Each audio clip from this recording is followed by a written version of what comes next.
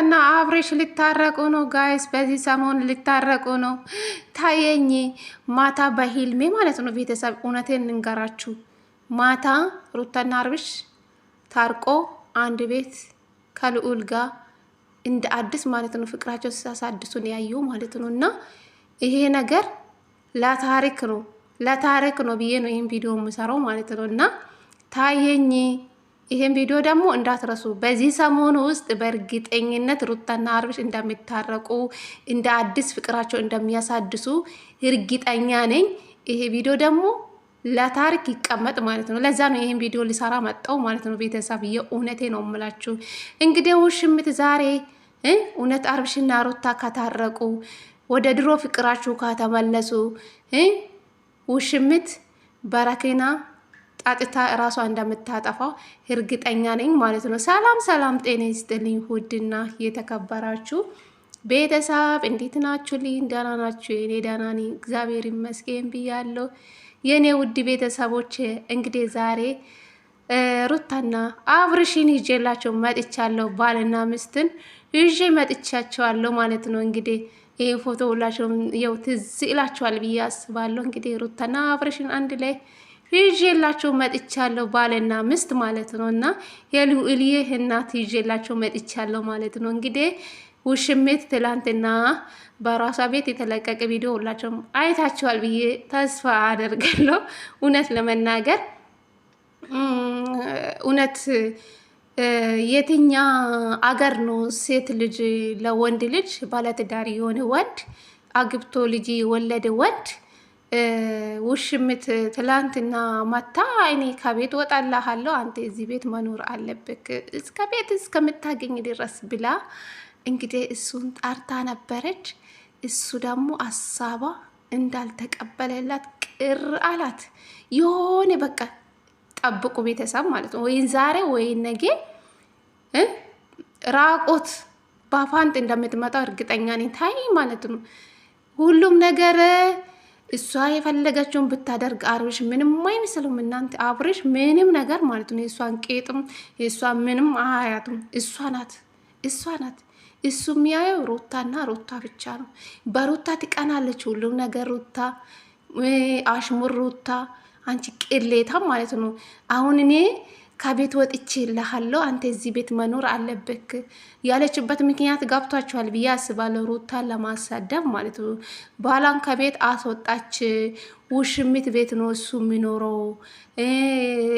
በቃ እንደዛ ነው የእሱ ሀሳብ ማለት ነው። የፈለገችው ግን አልተሳካላትም። ባሊዮም ደግሞ አብርሽ ከሷ ቤት ወጣኔ በቅርብ ቤትን ተከራይቼ ምናምን ሁሉም ነገር ሲያስተካክል ቤቴ ትመጣለች። ቡና ሲፈልግ ወይን እኔ አንቺ ጋር መጥቼ ጠጣለሁ ባላለሁ አንዳንድ ጊዜ አላት።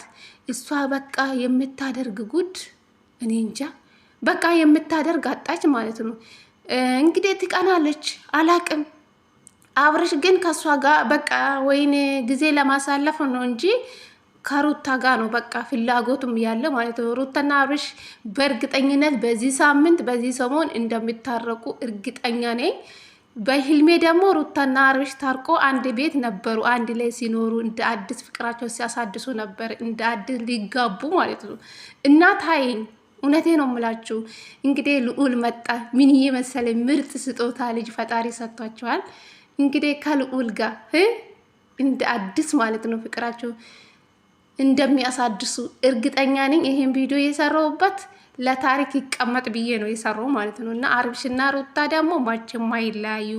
ውሽምት ደግሞ አብርሽና ሩታ ሲታረቁ ውሽምት እራሷ እንደምታጠፋ ገመድ ገዝታ እናስቀምጥ ለማለት ነው። እሺ ቤተሰብ ማለት ነው። እና ዛሬ ደስ አለኝ ውስጤ ማለት ነው። ለምን እንደሆነ አላውቅም።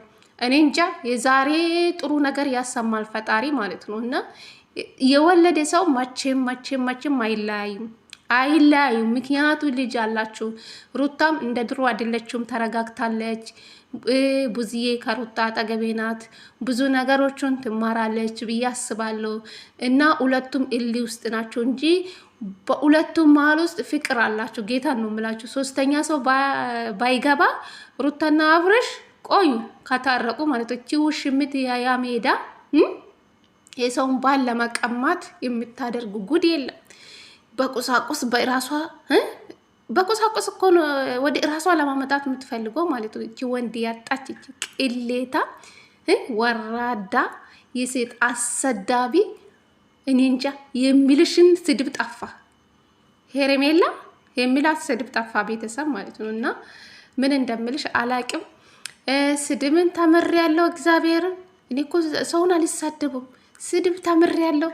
እድሜ ለአንቺ አንቺ ውሽምት ማለት ነው። ስለዚህ ዛሬ ሩታና አብርሽን ይህ ፎቶ መቼም ትዝላችኋል ብዬ አስባለሁ። ከዱባይ ልክ እንደመጡ ነው ይህ ፎቶ የተነሱ። ሩታ እርጉዝ ናት፣ ልዑል እርጉዝ ናት ስት ጊዜ ነው ይህን ፎቶ የተነሳችው። ይሄ ነገር ለመስታወሻ ነው ብዬ ነው እሺ ይዤላችሁ መጥቻለሁ። ሩታና አብርሽ ደግሞ በቅርብ ይታረቃሉ፣ ጠላቶቹ ድብን ይላሉ ብዬ አስባለሁ። እውነቴ ነው የምላችሁ፣ ሁሉም ነገር ለበጎ ነው። ፈተናም ቢበዛም ለበጎ ነው። እግዚአብሔር ነው የምላችሁ። ሩታ ያለፈችው ፈተና ማንም አላለፈም ብዬ አስባለሁ። ሩታ ብዙ ነገር ነው ያሳለፈችው፣ ግን ፈጣሪ መጨረሻው ያሳምራል። ለበጎ ነው እና ክፉ ቃል አንናገር ብቻ። እነሱ ደግሞ በእርግጠኝነት በዚህ ሰሞን ውስጥ እንደሚታረቁ ታየኝ። ለምን እንደሆነ አላውቅም።